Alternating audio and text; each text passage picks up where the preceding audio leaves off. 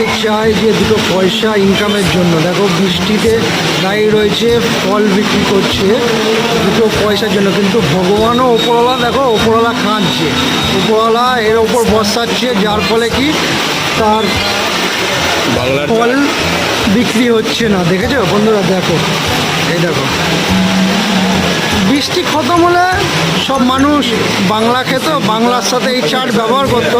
এখন বৃষ্টি পড়ছে বলে বাংলাও খেতে পারছে না, আবার চাটও নিতে পারছে না। এটা হচ্ছে গরিবের দোকান। গরিবে না, আবার বড় লোকও বলতে পারে, আবার গরিবও বলতে পারে। কি বলবো আমি ভেবে পাচ্ছি না, কেননা বৃষ্টি না পড়লে বাংলা খাবে, বাংলা খেলে চাট খাবে।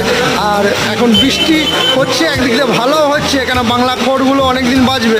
আর বৃষ্টি না হলে সব বাংলা খেত, একদিক দিয়ে আবার এর পেটে লাতও মারা যাচ্ছে। সব দিকেই জ্বালা, বৃষ্টি হলেও জ্বালা, বৃষ্টি না হলেও জ্বালা।